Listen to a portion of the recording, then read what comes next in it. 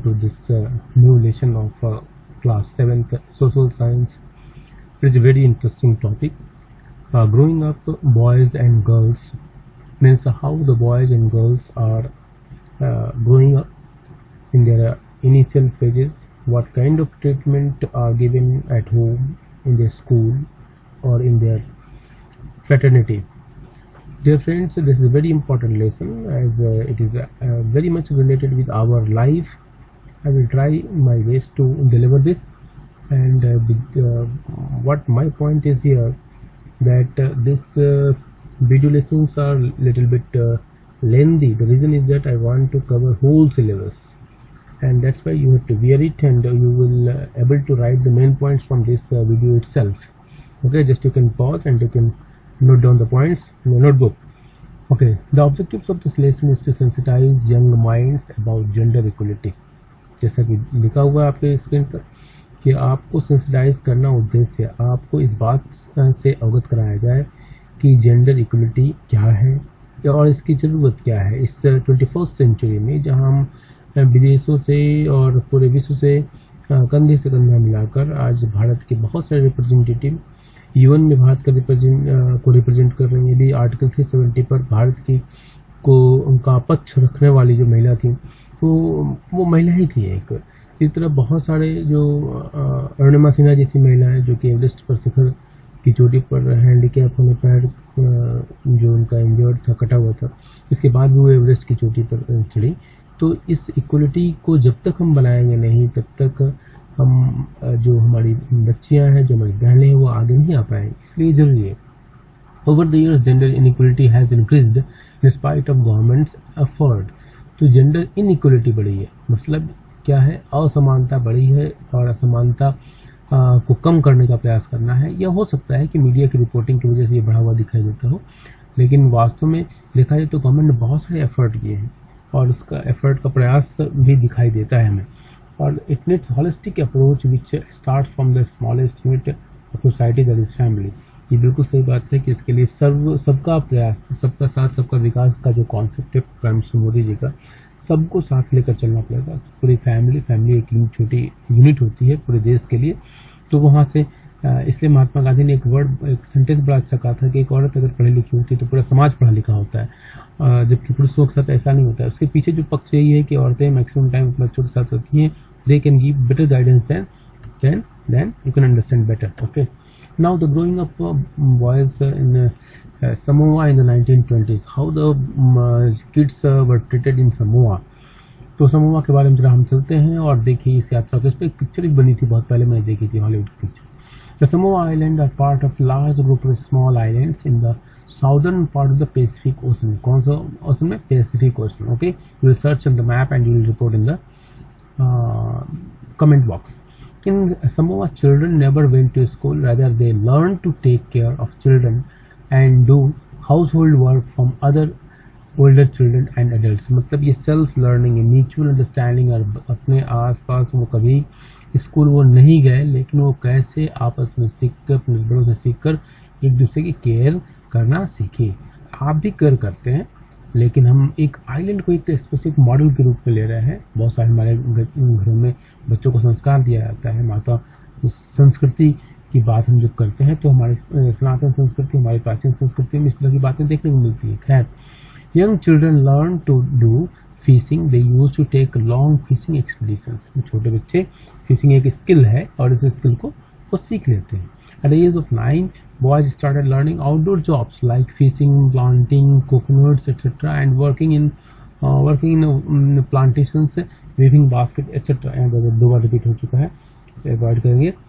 Okay, and cooking was done in special cooking houses where boys what supposed to do most of work and girls just help in preparation. मतलब यहाँ दिखाया ये इस बात को इंगित किया गया है कि ज़्यादातर काम बॉयज़ करते थे। जैसा कि हमारे यहाँ कभी दिखाया जाता है कि काम को भी हमने बांट दिया है कि घर का काम कौन करेगा, लड़कियाँ, और बाहर का काम बॉयज़ करेंगे। तो इस तरह हम ये स्लाइड हमारा हो गया। Growing up male in Madhya Pradesh in the 1960। अभी हमने समोआ को देखा, अफ्रीका, और हम देख रहे हैं मध्य प्रदेश में एक स्टेट है और वहाँ पर किस तरह से लड़कियों को ट्रीट किया जाता है। और हम देखें तो ट्रीटमेंट के पॉइंट ऑफ व्यू से, तो अगर आप गल्फ कंट्रीज़ वगैरह में चले जाएंगे तो ट्रीटमेंट बहुत ही अच्छा नहीं कहा जाएगा।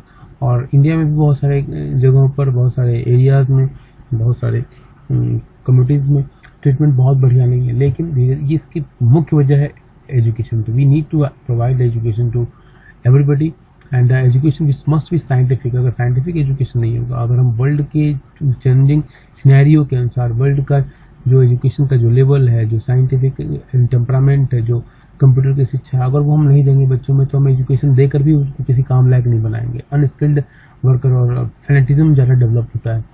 तो growing up male in Madhya Pradesh in 1960 देखा जाए क्या स्थिति है।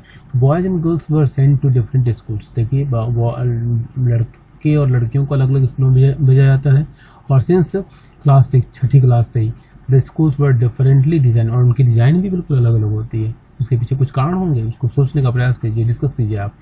और the girls school had a central court yard. अब देखिए, गर्ल्स के स्कूल में जो कोर्ट यार्ड है वो सेंट्रल एरिया में बिल्कुल बीच में है, where is the boys school did not. ऐसा लड़कों के स्कूल में ऐसा नहीं है। In the courtyard girls played in total secularism, the state of being private और having little contact with other people, secularism and safety from the outside world. मतलब एक प्रकार का एक फियर साइकोसिस कहीं ना कहीं होता है उनके, उसकी संरचना हम बिल्डिंग की संरचना में भी इस फियर साइकोसिस को देख सकते हैं। Girls used the streets to get straight to home, whereas boys use them play, stand idle and try out tricks with bicycle. ये सब दिखाया गया है कि लड़कियां जो इतनी इनसिक्योर होती हैं कि वो स्कूल से सीधे घर की तरफ जाती हैं। दो I think it's a good habit, but it is if it is out of desire it's okay, but it is out of fear it's not be welcome. Okay, and इसका फायदा होता है जब सीबीएसई के रिजल्ट आते हैं तो लड़कियां का यही कंसंट्रेशन को फायदा दिलाता है। हालांकि ये फेयर की वजह से है, और यहाँ पर फेयर की वजह से हमें इसकी आलोचना भी करनी है। तो girls use to street to get straight to home, whereas boys used them to play, stand idle and try। मतलब लड़के हर तरह की हरकतें करते हुए घर स्कूल से घर आते हैं।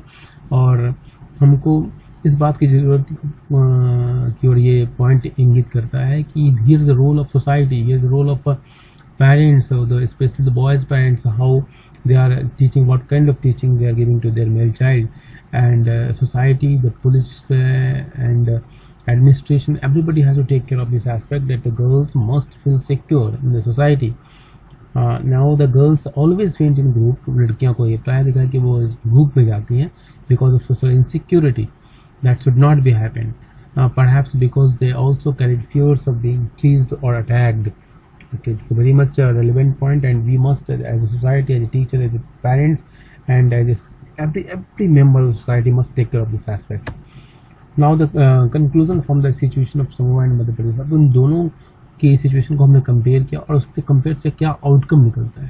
There are different ways of growing. Grow करने के जो तरीके हैं वो बिल्कुल अलग अलग हो सकते हैं। The girls and boys grow up in different ways, but according to us there is just one way of growing up, and that is the way in which we grow. मतलब पढ़ने के और आगे बढ़ने के जितने तरीके हैं बहुत अलग अलग हो सकते हैं, लेकिन सबसे अच्छा तरीका क्या है? जिस तरीके से हम जीना चाहें वही तरीका अच्छा है। अब इसको आप सही पर्सपेक्टिव में लेने का प्रयास करेंगे कि ऐसा नहीं है कि पेरेंट्स का रोल यहाँ खत्म हो जाता है, कि आपकी लिबर्टी आपके लिए प्रोग्रेसिव होनी चाहिए, आपकी लिबर्टी आपके लिए आपको पीछे ले जाने वाली नहीं होनी चाहिए। The girls and boys grow up in different ways. लड़के और लड़कियां अलग अलग तरीके से बढ़ते हैं, but according to us there is just one way of growing up, and that is the way in which we grow. It is clear that societies differentiate among boys and girls, and this starts at a very young age. ये बिल्कुल स्थापित हो चुका है कि लड़के और लड़कियों के बीच में सोसाइटी डिफरेंशिएट करती है, और ये शुरू होता है बहुत ही छोटी उम्र से। लड़कियों से पूछा जाता है क्या बनोगी, तो उनके आंसर्स कुछ और होते हैं। बॉयज से पूछा जाता है क्या बनोगे, उसके आंसर कुछ और होते हैं। कभी कभी हम उनके आंसर्स को सेव करते हैं। We made them realise to yes you are a girl and you should not think like that. However, Avani Chaturvedi and many such girls they have broken the stereotype thinking and the prejudiced thinking sometimes, and they have entered the army and flying areas. So it's a very marvelous, and now Sainik schools, and they have also opened the opportunity for girls. And girls, you should try it, dear friends. You must try and break this stereotype. And many of my students, they have potentials. Their dresses are different. Okay, we can see it, we can visualize it. And their way of talk, वो किस तरह से बातें करती हैं, उनके बात करने का तरीका क्या है, उनको तहजीब, उनको डिसिप्लिन सिखाना अच्छी बात है. लेकिन over and to realise and you are girl and you should do like this and this and this, okay, and I think don't fair much. Their participation in household work, these all things define their future role. Okay, उनके बात करने का तरीका, उनके dress up होने का तरीका, उनके हाउस होल्ड के उनको करने का तरीका. झाड़ू, ओहो, लड़कियों का काम है. बर्तन मत धोना, बर्तन माजना, okay, it's girls cleaning up utensils and all these are girls work. So these all things decide their future also, future role. Okay, now and valuing housework. Now we should value the housework because it's very important. Women work at home is the hard labor. जो महिलाएं काम करती हैं घर में, उनके work को बहुत कम लोग वैल्यू करते हैं. If you have seen my childhood, your parents might have seen this in their childhood. However, the society has changed, and now the male counterpart, they are also doing the household work and they're contributing, but still in those families where the education level is low, they stereotype they hardly realize this thing. So my request to all such parents, all my dear young boys and girls, just do. अपने sister को आप जब help करोगे तो आप अपनी mother को help करोगे ना, थिंग्स विल चेंज. अगर आपके फादर आपकी नहीं हेल्प करते हैं तो थोड़ा सा आप भी माइल्ड होके अपना काम करते रहिए. और फादर को ऑल ऑफ सडन नहीं चेंज किया सकता है, लेकिन we must do that. Okay, education से सब कुछ संभव है. ओके, इसमें किसी को बुरा मानने की जरूरत नहीं है. हम लोग भी नहीं करते थे पहले. धीरे धीरे हम लोगों ने देखा, रियलाइज किया एजुकेशन से और सोसाइटी को एक रोल मॉडल की जरूरत होती है. तो you can become role model. Childrens are the future. Malala Yusuf का नाम सुना होगा ना, पाकिस्तान की जो थी और यूएन ने उनको अवार्ड दिया Nobel. So the childrens are the future. William Wordsworth की लाइन मुझे याद है, the child is father of man. तो dear student, boys and girls, I am just admiring your effort and do all sorts of work. Okay, that is a skill learning. They do all kinds of work: cooking, care, counseling children, giving emotional support to every member of the family. देख लो एक साथ, अगर counsellor की fees देखो 15,000 रुपये से कम. Children giving emotional support, my god, it is the priceless work. Cooking, Sanjay Kapoor को याद करो. And care, everything, priceless work of what the mothers are doing, what ladies are doing at family level. So it is a marvelous work. I think the good children, they must learn to respect their mother, but their work is never given values as they are unpaid. क्योंकि उसको पैसा नहीं पे किया जाता ना.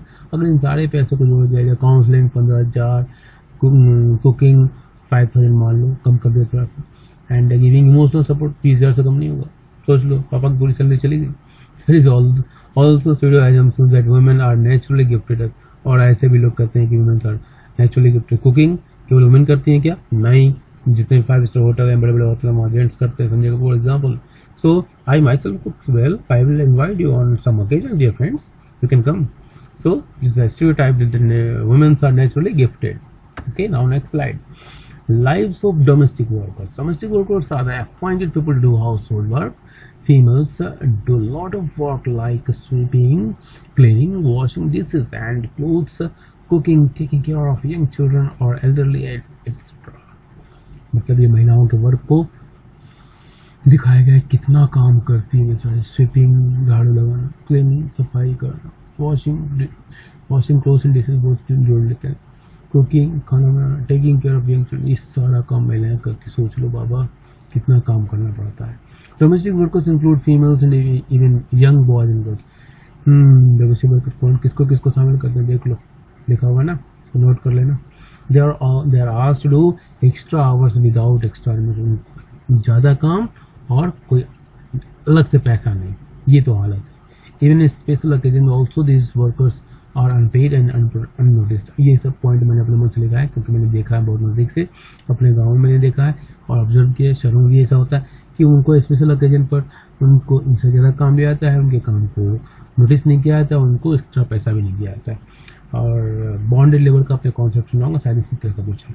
Many domestic workers work at their own home this creates extra burden और double burden. इसको देखो, डबल बर्डन एक लाइन में क्वेश्चन बन गया है, तो व्हाट इज डबल बर्डन, तो आप ये पॉइंट लिख सकते हो। तो बहुत सारे जो औरतें, स्पेशली औरतें जो है डोमेस्टिक वर्कर के रूप में काम करती हैं और घर में भी काम करना पड़ता है, तो उनके लिए एक्स्ट्रा बर्डन पड़ जाता है। ये फ्रेंड सोचो जरा उनकी। इसलिए कभी भी डोमेस्टिक वर्कर अगर आपके यहाँ काम करती है ना, उस अम्मा से बड़े प्यार से बात किया करो। हाँ बेचारी, उनके साथ थोड़ा सा अभी कोविड-19 में बहुत सारे जो हाउस डोमेस्टिक वर्कर है उनको कुछ लोग पैसे भी नहीं दे रहे, तो कितनी बुरी बात है। Oh my god. Women's work and equality, देखो इक्वलिटी बहुत बड़ी चीज़ है। Equality significant constitution provides it to both male and female. Article 14 provides equality before law. Okay, article 15 एक फिल्म भी है जो डिस्क्रिमिनेशन पर दिखाई गई है, must watch. To strengthen equality government should do more, सरकार को और ज़्यादा करना चाहिए। However, government had opened anganwadi centres and child care centers in different villages. Okay, create play schools और play छोटे बच्चों के लिए पालना घर इसको कह सकते हैं। House has made mandatory in all those organizations that have more than 30 women employees to provide creche facilities. ये बहुत ही important point है। Now, keywords relations, identity, sense of self-awareness. Persons can have several identities like girl, sister, and musician. Yes, of course, it is very much right. Okay, तो ये identity है हमारी, हर जगह identity होनी चाहिए। एक लड़की के रूप में, एक बहन के रूप में, एक म्यूजिशियन के रूप में हमारा रोल हर जगह अलग अलग है और हमको हर जगह उस रोल के अनुसार सम्मान मिलना चाहिए। That's the point. Care giving range of task related to looking after and nurturing besides physical tasks. They also involves a strong emotional aspects. Double burden, what ये बहुत important point है। mean double load generally used to describe women's work situations refers that women has to work both inside of the house and outside the house. This is a very important point, dear friends. Now next point is yet this is sufficient to explain the role of women. इसके लिए मुझे एक line याद आती है, नारी निंदा मत करो, नारी नर की खान, नारी से पैदा हुए महावीर राम। और भारत में जो ये कहा था, यत् नारीस्त पूज्यन्ते रमन्ते तत् देवता, जहाँ नारियों की पूजा होती है वहाँ देवता का निवास होता है। और यही कारण है कि हमारे नारियों की पूजा होती है, चाहे दुर्गा माँ हो, सीता हो, सावित्री हो। और आपने देखा हो दुर्गा माता के हाथों में कई तरह के टूल्स होते हैं। जब उन्होंने राक्षस का, महेश्वर का मर्दन किया था, वध किया था, तो जो सत्य के ऊपर सत्य की विजय का प्रतीक है। तो आप उसी तरह से कुछ यहाँ देखिए कि महिलाओं का रोल देखिए, टेकिंग केयर ऑफ चाइल्ड, हाथों में जो कि किचन में यूज होने वाले जितने भी इंस्ट्रूमेंट्स, सब कुछ दिखाया गया। कहने का मतलब कि multiple role of women, multiple role. तो नारी को नमन है मेरी तरफ से, और आप अपनी तरफ से जितनी भी दुनिया की नारियां हैं सबका सम्मान कीजिए। भारत में नारियों की बड़ी इज्जत होती थी। हाँ, बागी, मैत्री, लोपामुद्रा, ये सारी नारियां वेद पाठी महिलाएं थी ये। हाँ, सीता, सावित्री। तो आप निश्चित रूप से महिलाओं का सम्मान। एक अंग्रेज ने लिखा है कि भारत में अंग्रेजों के आने के समय तक, हालांकि बहुत सारा डाउनफॉल हुआ था, लेकिन अंग्रेजों के आने के समय तक एक अकेली महिला कहीं भी जा सकती थी। मुझे याद है मेरे चाइल्डहुड में मैं देखा था कि हमारे एक बहुत जो दूर के कोई रिलेटिव थे और वो बिल्कुल अकेले, जो हरिद्वार और कहाँ कहाँ बद्रीनाथ हम सबकी यात्रा वो अकेले कर लेती थी। तो ये शो करता है कि औरतों का कितना सम्मान था इस सभ्यता में, इस संस्कृति में। अगर कहीं इक्वलिटी की बात थी तो हमारे यहाँ था। हमारे यहाँ अर्धनारीश्वर का कॉन्सेप्ट है, जिसमें भगवान शिव को आधा नारी और आधा पुरुष दिखाया गया। मतलब एक व्यक्ति कभी परिपूर्ण नहीं हो सकता, कंप्लीट नहीं हो सकता जब तक उसमें पुरुष और स्त्री दोनों का गुण नहीं हो। करुणा भी होना चाहिए और साहस भी होना चाहिए, स्वार्थ भी होना चाहिए, then it's a complete human being, ऐसे माना गया है। चलिए अब आते हैं क्विज पर। तो आप देख लीजिए, क्विज द फर्स्ट टीचर, ये क्वेश्चन एग्जाम के लिए तो नहीं है, बट ये मेरी तरफ से क्वेश्चन है जो कि मेरा फेवरेट क्वेश्चन है। तो ये क्वेश्चन है क्या, इसका आंसर क्या होगा मैं बताऊंगा नहीं, आपको खुद ही करना। Next question, to be a girl और boy is important part of one's dash dash dash, answer नहीं बताऊंगा। Housework is dash and dash, मैं आंसर नहीं बताऊंगा, आपको कमेंट बॉक्स में आंसर लिखना है। Dash is equality is the significant principle of Indian constitution and boys and girls learn about behaviour from dash dash and dash, तीनों बढ़ना है। ओके, हॉट क्वेश्चन है, what is the duration of work for domestic work, कितना duration है, search कीजिए, प्रयास कीजिए, तब मिलेगा आपको इसका answer. Which have more leisure time, men or women as domestic worker. Though these are the questions, that's over. Bye bye dear friends, everybody, bye bye class 7th.